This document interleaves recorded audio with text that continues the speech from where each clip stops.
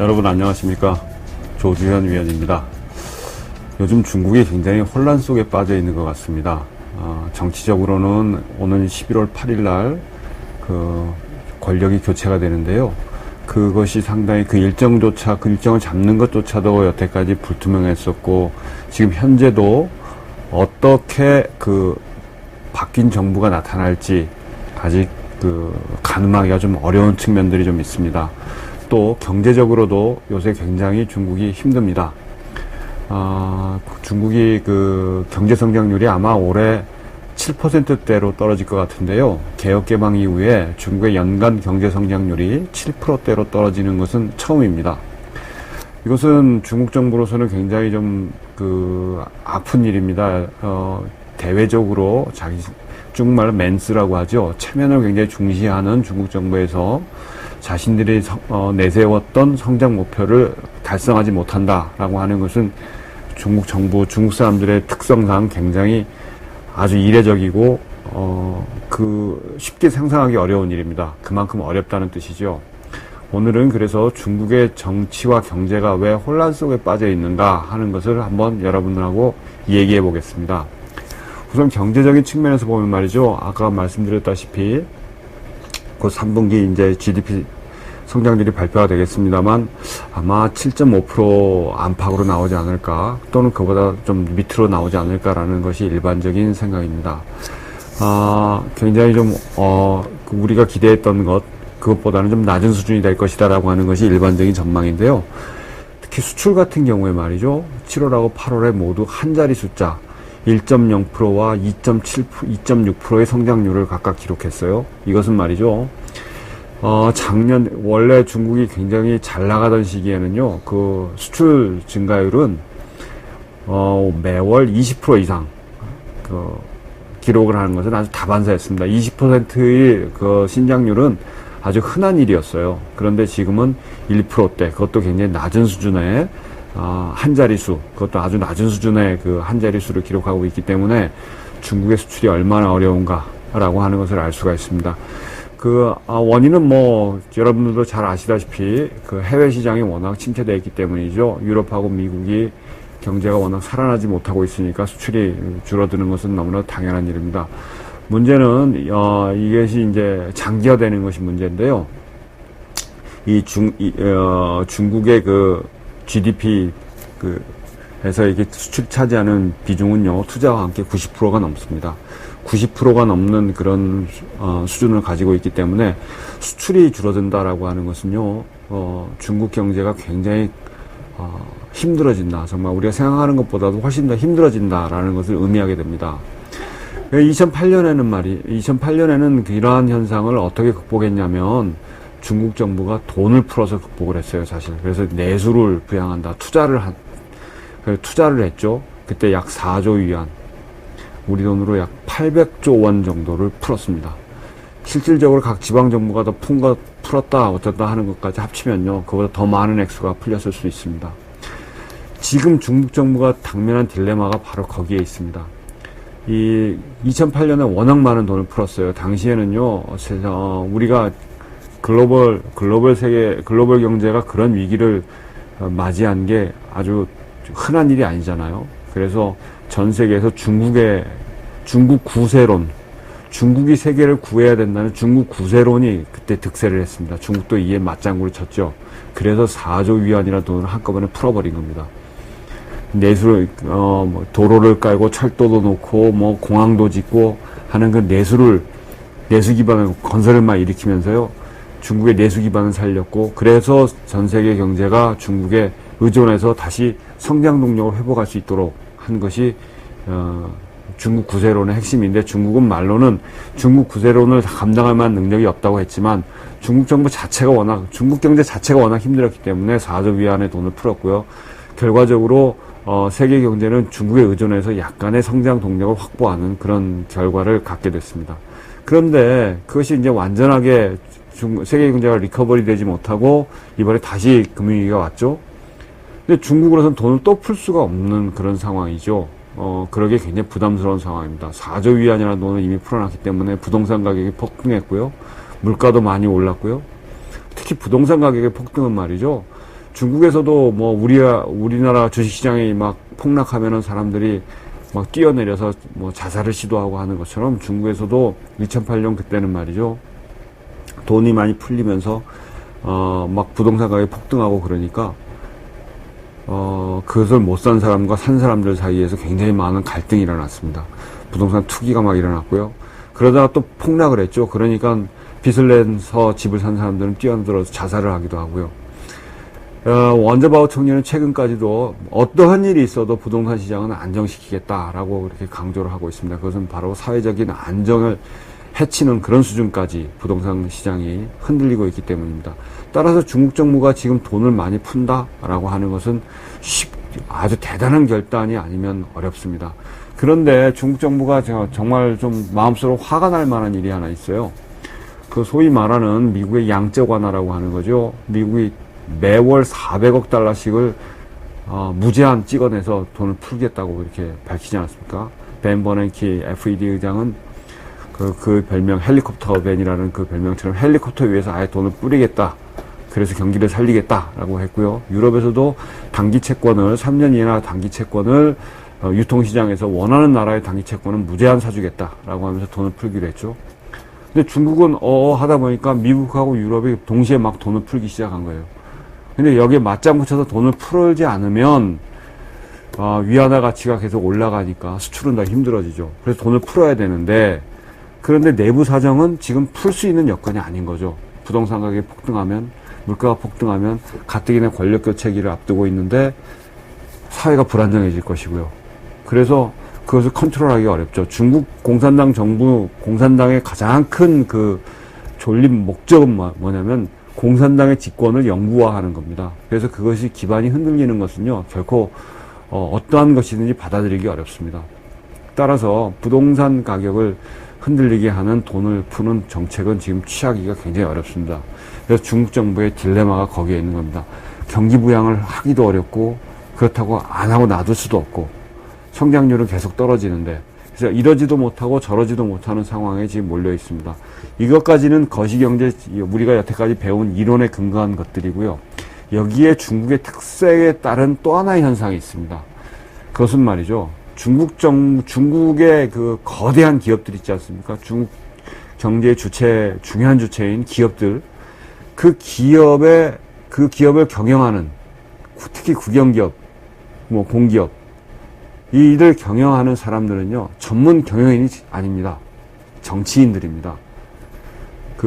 각 대기업들의 CEO는 공산당의 고위 간부들입니다. 지금 후젠성 부서기를 하면서 차차기 집권 세력의 유망한 사람으로 떠오르는 사람이 있죠. 갑자기 제가 그 사람 이름이 생각이 안 납니다만 그분은 시노팩의 회장이었어요. 1962년생인데 시노팩의 회장이었어요. 이런 식입니다. 그러니까 지금 각 성의 서기, 부서기 뭐 이런 사람들도 이전에는 전부 기업에서 경영을 했던 사람들, 또 지금 기업에 경영하고 있는 사람들은 각 공산당의 중요한 간부들, 이 정치와 경제를 넘나드는 겁니다. 이러면서 검증도 하고 능력도 뭐 발휘하고 하는 거죠. 그런데 문제는 아까도 말씀드렸다시피 11월 8일날 권력 교체를 앞두고 있습니다. 따라서 지금의 중국 그 공산당 간부들의 모든 신경은 11월 8일에 맞춰져 있어요. 내가 지금 사느냐 죽느냐, 내가 어떤 자리로 가느냐 하는 것이 다 걸려 있고, 여러분 잘 아시다시피 중국에는 관시 사회지 않습니까? 나의 후견인이 되는 사람, 내가 돌봐줘야 할 사람, 또 나를 돌봐줘야 되는 사람, 이런 사람들이 어떻게 될 것이냐, 어느 자리로 갈 것이냐, 내가 그러기 위해서는 내가 그분들이 잘 되고 내가 잘 되기 위해서는 내가 지금 뭐 무슨 일을 해야 될 것이냐, 모든 것의 초점이 거기에 맞춰져 있습니다. 따라서 기업을 경영하는 사람들의 신경이 11월 8일에 가 있기 때문에요. 지금 그 공산당 간부, 지금 중국 정부에 있는 뭐 고위직 간부들은 말할 것도 없고요. 모든 사람들의 신경이 11월 8일로 가 있기 때문에 경제 문제, 뭐 이런 지금 11월 8일까지는 다른 문제에 신경을 쓸 여지가 없습니다. 따라서 어떤 정책을 내놓지도 않을 것 같고요. 내놓는다 해도 제대로 집행도 안 될 겁니다. 11월 8일이 지나고 난 다음에야 새로운 그 권력 교체가 이루어지고서 새로운 정부가 들어서고 난 다음에 그 다음에야 뭐 다른 어떤 것들이 이제 하나씩 진행이 될까 지금은 기대하기 어렵습니다. 따라서 이번 달과 다음 달 연말까지는 중국의 경제가 크게 달라지거나 획기적인 좋아질 수 있는 그런 전환점을 맞기는 어렵다라고 하는 것이 일반적인 분석입니다. 이제 말씀이 나왔으니까 그러면 중국 정치 체제가 왜 지금 이렇게 막 여러 가지 이야기들이 나오는지 한번 이야기해 보겠습니다. 여러분도 잘 아시다시피 중국의 권력 구조는요, 그 공산당 정치국 상무위원이라고 하는 지금 현재는 9명인데 이번에 7명으로 줄어들 가능성이 있다고 합니다. 이 사람들이 집단 지도 체제로서 최고 권력을 형성합니다. 이 자리에 들어가느냐 못 들어가느냐가 중국의 이제 그 최고 권력을 갖느냐 못 갖느냐 그런 거죠. 후진타오, 원자바오, 지금 뭐 시진핑, 리커창 총리 뭐 전부 다 지금 그 안에 들어가 있는 거죠. 근데 이제 9명인데 7명으로 이들을 이제 줄인다라는 이야기가 있습니다만 그거는 발표가 돼봐야 합니다. 어쨌든 이 멤버를 구성하는 멤버 풀 이걸 구성하는 이것이 중국의 그 정치 판도를 결정하고요. 그 세력 어떤 세력이 얼만큼 많은 비중을 거기에서 차지하느냐가 중요합니다. 여러분들도 들어보셨겠지만 뭐 태자당, 상하이방, 공청단이라고 하는 세 가지 큰 그 세력이 있습니다. 태자당은 중국의 혁명 원로의 자제 그들로 구성된 사람들이고요. 상하이방은 상하이 쪽에서 그 상하이가 배출한 권력가들입니다. 그리고 공천단은 공산주의 청년단이라고 하는 공산당의 단체 출신인 사람들을 말하는데요. 태자당하고 상하이방은 일치하는 부분이 많습니다. 그래서 거의 뭐 한 몸이라고 해도 크게 과언은 아닌 그런 상황입니다. 그러니까 나눠보면 세 개의 그룹, 크게 보면 두 개의 그룹이 지금 맞서 있는데요. 이들이 맞서 있는 상황에서 지금 그 비율을 누가 더 많이 가져갈 것이냐, 이 정치국 상무위원 중에 차지하는 포션을 누가 더 많이 가져갈 것이냐를 가지고 양측이 지금껏 싸우고 있다라고 하는 것이 베이징 그 외교가에서 나오고 있는 이야기들입니다.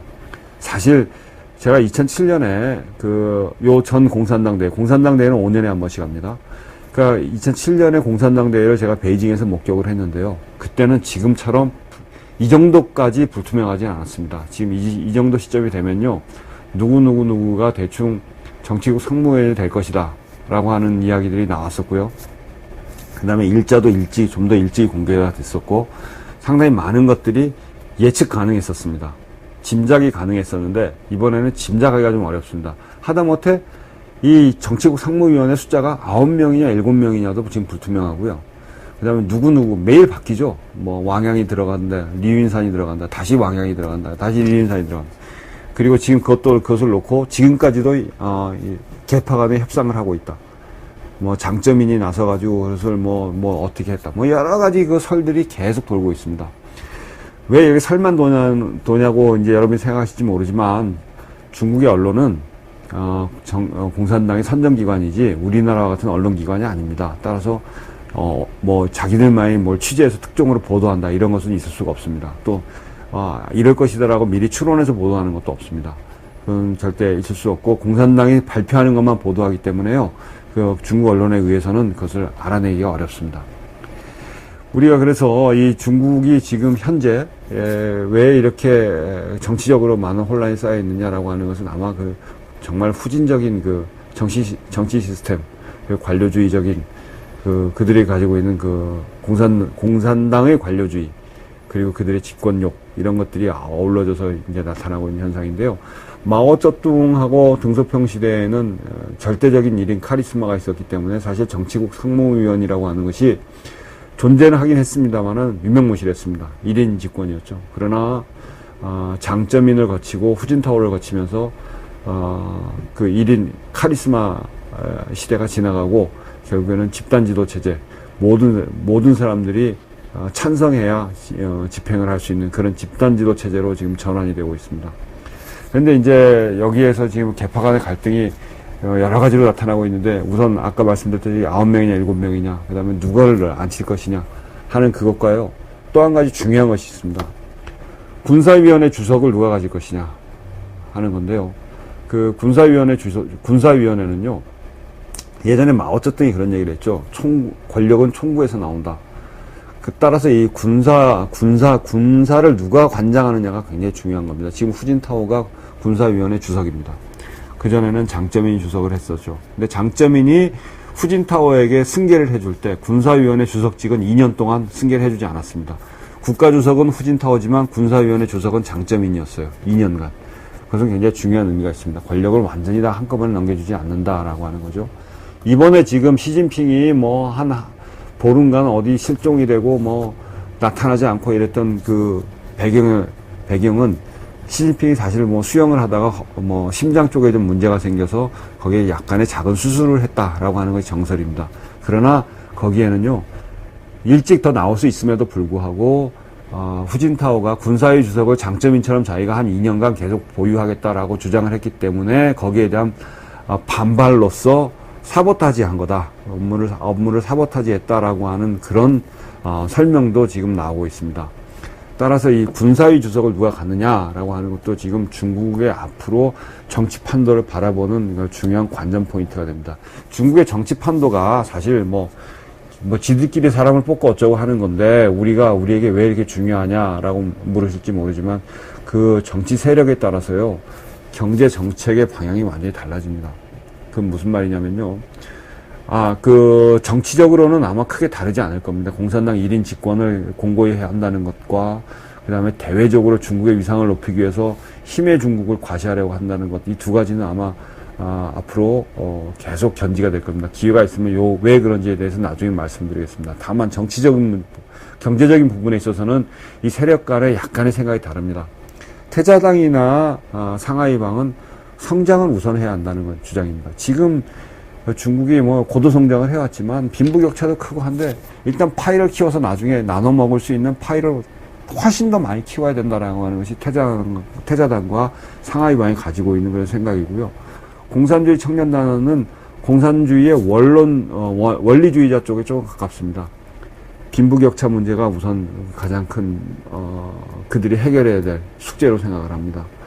노동자의 권익, 이런 것들도 중요한 문제로 생각을 합니다. 상하이방과 태자당은 이런 부분들은 진행해 나가면서 차근차근 해결할 수 있다라고 보는 것이고요. 공산당은 그래도 공산당의 입장에서 이런 문제들을 정리할 것은 정리하면서 나가자라고 하는 그런 차이가 있습니다. 따라서 우리 정부, 우리 한국의 입장에서는 이들의 경제정책이 어떻게 되느냐에 따라서 앞으로 그 기업들이 거기서 어떻게 활동할 수 있느냐라고 하는 기본적인 여건이 달라지기 때문에 굉장히 중요한 것이 됩니다. 11월 8일 날 그 모든 것들이 드러날 겁니다. 물론 11월 8일 날 나타나지는 않습니다. 정확하게 말하면 11월 8일에서 일주일 지난 다음에 차기 정치국위원회 1차 회의에서 회의하는 첫날 그 정치국 상무위원들의 모습이 쭉 나타날 겁니다. 그것으로 세계에 이렇게 선발이 됐다라고 이제 공표를 하게 되는 건데요. 그때까지는 아마도 계속 지금과 같은 여러 가지 설들이 나오고 그 사람들은 점치기를 하고 있을 겁니다. 누가 되니 누가 안 되니 뭐 군사위 주석엔 누가 되니 안 되냐 계속 이렇게 점치기 보도를 할 것이고요. 그 과정에서 그 경제는요, 계속 그때까지는 뚜렷한 어떤 전환점을 찾기는 어려울 겁니다. 아까도 말씀드렸다시피 모든 그 공산당 간부들, 중국의 엘리트들은 11월 8일에 지금 초점이 다 맞춰져 있습니다. 기업, 정부, 당 모든 사람들의 신경이 거기에 가 있기 때문에요.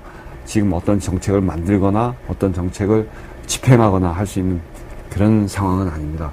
따라서 우리가 11월 3일까지는 중국이 움직이는 것을 잘 지켜봐야 될 것 같고요. 뭐 중국이 어떻게 되든 간에 우리가 우리 길을 열심히 가면 되겠지만 우리 이웃 나라고 우리의 지금 엄청난 그 영향을 끼치고 있고 우리 최대 수출국이고 우리의 경제 의존도가 가장 높은 나라가 됐기 때문에 중국에 대해서는 우리가 앞으로도 계속 주의 깊게 관찰하고 공부하고 또 그러면서 대비할 것은 대비하고 그래야 될 것 같습니다. 여러분들 앞으로 이 중국에 대해서 좀 더 많은 관심과 연구를 해주시길 부탁드립니다. 감사합니다.